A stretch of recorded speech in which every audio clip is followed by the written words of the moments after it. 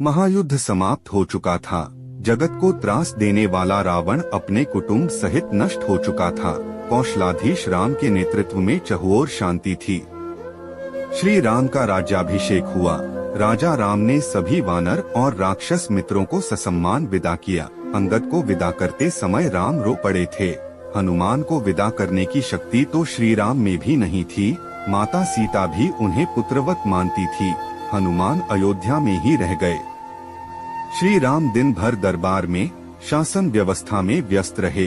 संध्या जब शासकीय कार्यों से छूट मिली तो गुरु और माताओं का कुशलक्षेम पूछ अपने कक्ष में आए।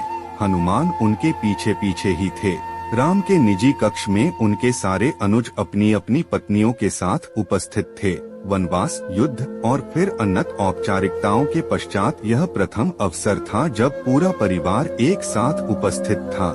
राम, सीता और लक्ष्मण को तो नहीं, कदाचित अन्य वधुओं को एक बाहरी अर्थात हनुमान का वहां होना अनुचित प्रतीत हो रहा था। चूंकि शत्रुघ्न सबसे छोटे थे, अतः वे ही अपनी भाभियों और अपनी पत्नी की इच्छा पूर्ति हेतु संकेतों में ही हनुमान को कक्ष से जाने के लिए कह रहे थे। पर आश्चर्य की बात कि हनुमान जैसा ज्ञाता भी यह मामूली संकेत समझने में असमर्थ हो रहा था। अस्तु उनकी उपस्थिति में ही बहुत देर तक सारे परिवार ने जी भरकर बातें की। फिर भरत को ध्यान आया कि भैया भाभी को भी एकांत मिलना चाहिए। उर्मिला को देख उनके मन में हुक उठती थी। इस पतिव्रता को भी अपने पति का सानिध्य चाहिए। अतः उन्होंने राम से आज्ञा ली और सबको जाकर विश्राम करने की सलाह दी। सब उठे और राम जानकी का चरण स्पर्श कर जाने को हुए, परंतु हनुमान वहीं बैठे रहे। उन्हें देख अन्य सभी उनके उठने की प्रतीक्षा करने लगे कि सब साथ ही निकले बाहर। श्री राम ने मुस्कुराते हुए हनुमान से पूछा, क्यों वीर, तुम भी जाओ, तनिक विश्राम कर लो। हनुमान बोले, प्रभु आप सम्मुख हैं, इससे अधिक विश्रामदायक भला कुछ हो सकता है। मैं तो आपको छोड़कर नहीं जाने वाला। भाभी को भैया के एकांत में भी साथ रहने का अधिकार प्राप्त है। क्या उनके माथे पर आपको सिंदूर नहीं दिखता?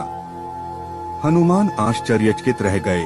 प्रभु श्री राम से बोले, प्रभु क्या यह सिंदूर लगाने से किसी को आपके निकट रहने का अधिकार प्राप्त हो जाता है? राम मुस्कुराते हुए बोले, अवश्य, यह तो सनातन प्रथा है हनुमान। यह सुन हनुमान तनिक मायूस होते हुए उठे और राम जानकी को प्रणाम कर बाहर चले गए। प्रातः राजा राम का दरबार लगा था। साधारण औपचारिक कार्य हो रहे थे कि नगर के प्रतिष्ठित व्यापारी न्याय मांगते दरबार में उपस्थित हुए। ज्ञात हुआ कि पूरी अयोध्या में रात भर व्यापारियों के भंडारों को तोड़ तोड़ कर हनुमान उत्पात मचाते रहे थे। राम ने यह सब सुना और सैनिकों को आदेश दिया कि हनुमान को राजसभा में उपस्थित किया जाए। रामाज्ञा का पालन करने सैनिक अभी निकले भी नहीं थे कि केसरिया रंग में रंगे पुते हनुमान अपनी चौड़ी मुस्कान और हाथी जैसी मस्त चाल से चलते हुए सभा में उपस्थित हुए। उनका पूरा शरीर सिंदूर से पटा हुआ था। एक एक पग धरने पर उनके शरीर से एक एक सेर सिंदूर भूमि पर गिर जाता।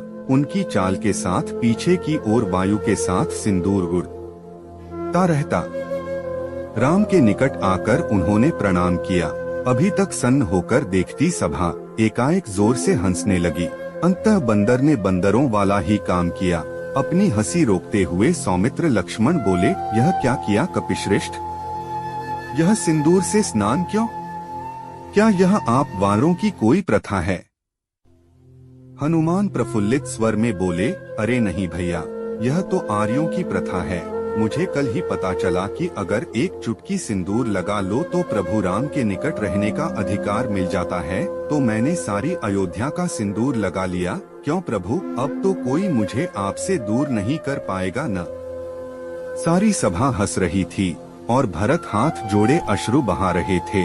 यह देख शत्रुघ्न बोले, भैया सब हंस रहे हैं और आप रो रहे हैं, क्या हुआ? भरत स्वयं को संभालते हुए बोले, अनुज तुम देख नहीं रहे?